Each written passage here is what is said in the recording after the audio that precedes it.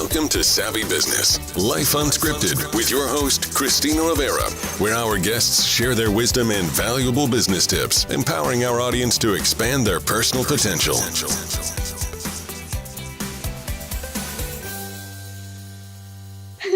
Hi, Sarah C. I just have to thank you for coming to Savvy Broadcasting today to share your great wisdom. I'm so grateful to have you here today. We discussed before our interview here, you wrote your book, 7 Years on the Front Line, the true stories and tough lessons about a small business that you won't learn in a classroom. And let me tell you, you can go to business school, you can get an MBA, but you don't learn these lessons in a classroom anywhere. You learn them in real life, getting out there, experiencing life, growing your wisdom. What do you feel now that you've been in business many years? And I read your stories. If you had to pick like one great wisdom that you've learned through your business life, what would it be that you've translated into all of your life experiences? I would say in my book, I talk about gut feeling. I'm a Christian. We call that the discernment from the Holy Spirit. Yes. And the reason why I went through 7 years of adversity was because I refused to adhere to my gut feeling. Even I had this really bad feelings about a business transaction or certain business people I met. I refused to listen to those voices. Yeah. So I wanted to prove the voices wrong. So I went ahead and went into the situation that I should not have been in. And I ended up making some very fatal mistake for my business. But I learned from them. I would say, the biggest lesson I've learned is to really listen to your own gut feeling. Yeah, it's interesting how that's happened. My husband will often say that I would get a deep feeling in the core not to do something, and I did it. And it always turns out badly. What do you think that's about, Sarah? Why do we often want to prove that voice wrong? Why do we think, no, we know better than that internal voice? I think pride, in my situation is pride. We have this natural instinct, about ourselves. We because of pride, we don't want to listen to others who care about us. Even some warnings. So, we try to prove others wrong. In my case, I try to prove my gut feeling or the Holy Spirit wrong. Yes. By going ahead, in a situation that I shouldn't have been. It's so true. I in the past have prayed for direction and guidance. And you'll get that direction. You're like, nah, God, you don't mean that. You can't possibly mean that. Because sometimes you don't like the discernment or the calling, the push you get. I don't like that direction. It's not a direction I think I'd like. But God can see the whole picture, I always say it's kind of like a needle point. We can only see all the messiness. So to us, things will look like, no, that's a bad choice. But to God, because he can see everything all at once, it's in the now. It's not crazy to him. He can see what's our best course, our best path.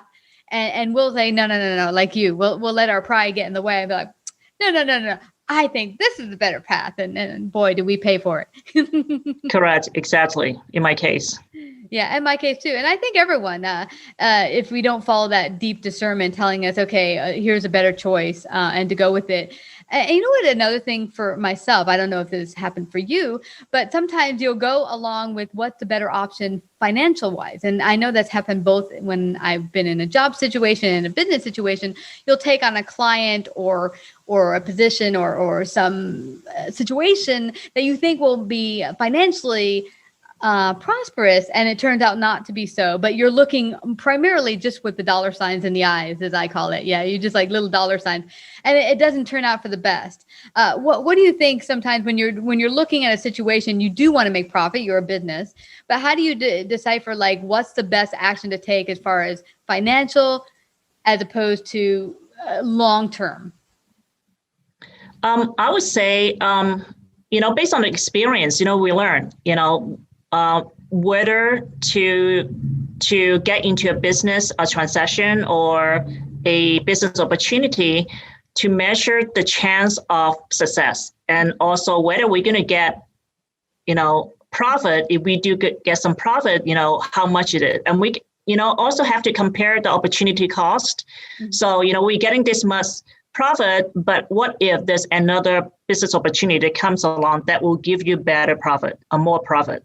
Yeah. So you kind of have to use your past experience, and you can also do a spreadsheet, if it's, a more complex business transaction, to get a projection, of the profitability and also the chance that you're going to succeed. Mm-hmm.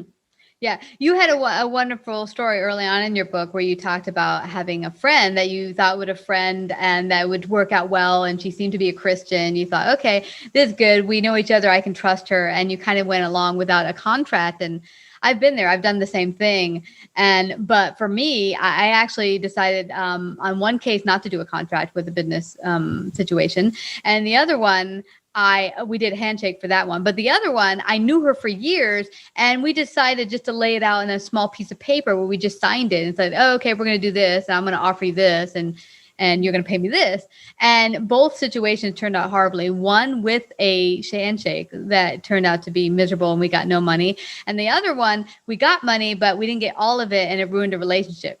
And the thing I learned from it was that really I needed expert help. Like, how much have you learned that sometimes, like, I'm not legal. I'm not legal expertise. So I'm thinking I can put together my own little contract here. From your experience, how important is it for businesses to maybe get the outside help sometimes and not rely on their own, like, oh no, I got this. I don't need to go to a lawyer for a contract or something. I would say, I'm very fortunate. I did go to law school, and I'm still learning a lot every day. But I think because of the 7 years of legal litigations experience I had, that really helped me to draft better contract. And the contract that I'm still using nowadays is the same one that I used when I first started my business, TSE. Oh, wow. So at that time, we got, like a couple of law firms that help us to prepare those legal documents. Because of my experience, my legal education, I already know what verbiage that I need in case I need to modify any languages in the agreement. But there are times that when it comes to the expertise, like the legal need that is outside of my knowledge, then, for example, trademark, then I'm going to need to seek, like attorney that specialize in that field, in which, I've been working with at least 3 law firms that specialize in trademark litigations, trademark law, which is totally outside my expertise. So in that case, then I'm going to, have to depend on the expertise from outside help. Yeah. And that's the case with anything in your business, whether it be legal or otherwise. I mean, I've known a couple of friends who decide to go out and massive distribute their products and work with distributors maybe overseas. And if they're not familiar with working with customs or overseas distribution, whatever country you're working with, it's going to be a different experience in different cultures you work with and how you work with them. And, sometimes you just need like help on how you do that properly. For me, one thing I dealt with a lot of overseas accounts was the letter of credit. And it's very, very particular that if you do not follow them correctly, you'll lose a lot of money in chargebacks. So it's a lot of things to pay attention to and to realize that, hey, if I'm not an expert in this, maybe just get some help. So therefore, you're not like putting yourself in the hole later on. Of course. Yes, definitely. Yeah. If you are trying to do something you do not have the experience, you're going to end up paying more to have, somebody else to fix your error. Yeah. How did it work out for you, Sarah, when you were a child? Did you feel that the Holy Spirit and God kind of led you to be a business owner, or did that just come along as you became an adult, went to college? I mean, how did that work out that you discovered your calling?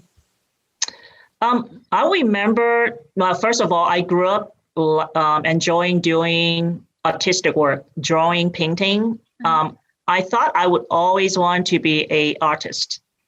So, but I also remember there's some, my childhood memories. I like to make money.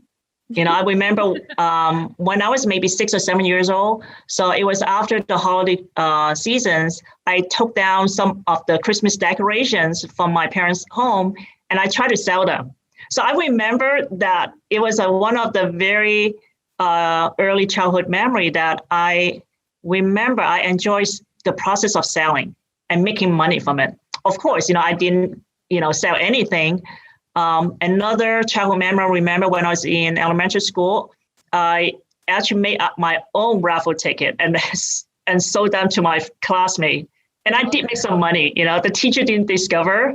So I sold a raffle ticket, got money, and I came up with the prize. And some of my classmates bought into that. So from there, I remember I always enjoy the artistic aspect, of art, but I also enjoy doing business. Yeah. So, I think, like when I graduated from college with a degree in graphic art, I was always in the field in design, graphic design. Mm-hmm. But opportunity just came. How I started my first partnership, and then the first business with TSC Worldwide Press. It just happened naturally, but it's very interesting, that God only knew, what his plan was. And of course, there were obstacles along the way, but he was taking me from where I was to where I am. But now I'm in the field that I'm doing art and business at the same time. Love it. So, I have my dream job. It's perfect. It's perfect. What's interesting about your story, I'm hearing, Sarah, is that for me as well, I think people who become business owners or entrepreneurs, it's kind of something that you want, this kind of self-sufficiency. I remember my parents say, we don't do salaries here. I mean, I don't give you allowance. I mean, you want an allowance, go get a job. It's like, because there's some families that, if you make your bed, we'll give you an allowance. My parents are like, this is your duty. We work here as a family. We all do our pitch in and do things to keep the household running. So vacuuming is not, you get some money for it. Everyone has to do their own individual tasks. But, if you're a kid like I was, and I want to have some things and mom doesn't want to get it for you. I remember at 5 years old, and I've said this on my show before, I decided to sell flowers because I saw there was a flower shop down the street. So I picked my neighbor's flowers without realizing that they were her flowers. And I just sold them to all the neighbors, including the neighbor that the flowers came from. I said, hey, I'm selling for 5 cents or 10 cents a rose. And she's like, those are my roses. I was like, what? But I was 5 and my mom gave me a nice spanking for that, to realize, no, you don't take other people's property. That's not how you sell. But, I think what your story shows is that it's kind of in you when you have that desire to create and to also create your own self-sufficiency of growing your own thing without, some people are like, I don't want to do that. I just want to go somewhere where I work for someone else. And, everyone's different. Not everyone wants to go and sell or have a business. Yeah, I agree. Yeah. But it's wonderful that you have your dream job now. And so many people are like, how do I get that dream job? And have you always known that you were an artist and that that's something you wanted to do and it was a pull? Because some people say, oh, that's just my side hustle. It's not something I could do as a business. Was it something that your parents just kind of supported you in? You knew you could make into a business, or is it something that you grew into and realized could be a business? I remember like my grandma, my mom's mother, so it passed away, when we were growing up, she would visit us maybe once every other week. Mm-hmm. And she was quite an artist. And my grandpa was a artist. Mm. So I remember growing up, my grandma would always teach us how to draw and also do crafts. And somehow I was the only children among my 4 other siblings that ended up studying art in the field of art. Mm. And I would say, my parents nurtured me in a way that they discovered I enjoyed doing painting and drawing, and they started taking me to classes. Oh. And then I remember I also got involved in a lot of art, like competitions when I was growing up. Mm-hmm. So I always won something, a little prize. So yeah. I think, through the inspiration by my grandma and also my parents giving me the opportunity to take art classes mm-hmm. during summer and, after school, and also taking me to art competition, that kind of like they nurture me, encourage me to excel in this area. But they didn't really focus on training me to be a businesswoman, a business person. There's some of my family members on my mom's side, they were really good business people. I think I picked that skill from them. That's awesome. My parents, they're not business people, until later, of their life.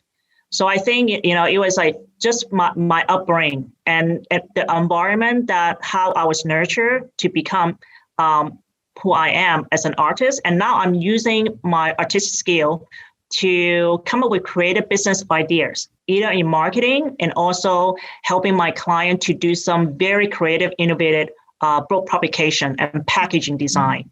So I'm able to use my experience, my passion to help self-publishers, to turn the dream come true. That's awesome. Did you grow up here in the United States? I grew up in Hong Kong, and I came here when I went to college. Wow. When I was 18. Yes. How different is the culture where you grew up as a child to the United States? Is it very different? I grew up during the time when Hong Kong was under the British government. So I would say there's a lot of similarity. And I grew up listening to English, speaking English. So the only difference was the accent. I had very heavy British accents when I first came to America. Yeah. But I would say the culture, because Hong Kong was around that time, it was very European. So I grew up in a culture that's very similar to the culture here in California. Yeah.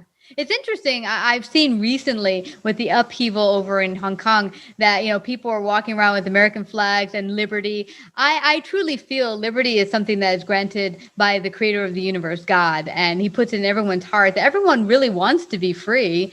And so it was beautiful to see the Hong Kong citizens walking around with American flags and singing for liberty, because it's truly in the heart of every single person. And I hope that they stay free and are able to maintain their sovereignty. But, you shared in your book some of the experience you came through here as an American citizen and people treating you horribly. And it's like, dude, seriously, in 20, whatever it was, people being silly. And, what did you learn through those experiences? What was your greatest takeaway? I would say, before I feel being wronged by others, I have to examine myself whether I actually did the same thing to others. So that was kind of a wake-up call, to myself. But at the same time, I was surprised when I was giving remarks consistently over and over again, even in the 20th century, based on the story I share in the book. So there are people, they still have that stereotype, about people, of minority. Mm-hmm. So I think I was surprised, mm-hmm. but I overcame that, during the time when I was mistreated, and really stood up for myself, for the people that I represent. So I think it's important for us to be more sensitive to other people who look different from us. Mm-hmm. And I think through my experience, I become more receptive and more empathetic to people who are different from me. That's my biggest takeaway, I would say. Yeah. And while I was reading your book and, I saw you standing up for yourself, I was like, you go, girl.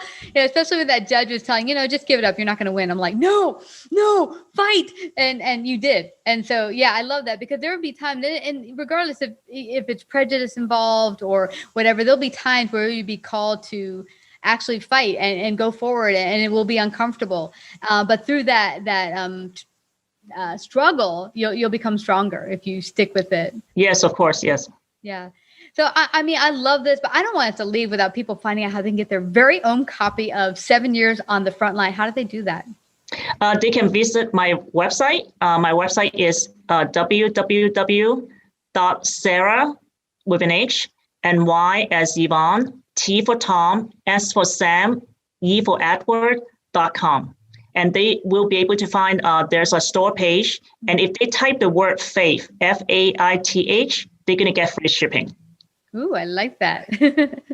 Now, share, because you're not just that, you're an entrepreneur, you're also a publisher, and you help people as a publisher and an artist. How can they get involved with your company if they want to do marketing or anything like that, or have the help or services of your company? What does that look like, and how could they do that? They can visit my publishing company, which is also a printing. We're also a printing provider. The website is tseworldwidepress.com. So if they do a search under my name, they be able to find my publishing company. That's how some of my former clients look for me, by searching my name, and they found out, oh, that's the contact information of my TSC Worldwide Press company. Mm-hmm. That's awesome. Now, as we leave and we end this interview, how much has faith and God really played a part in your life and in your business? I would end with a Bible verse I included in the inside back cover of my book, which is in John 16:33. In this world, you will have trouble, but take heart. I have overcome the world. Just remember, I know the epidemic is very difficult to a lot of people, including my family, a lot of my clients, and some of my staff.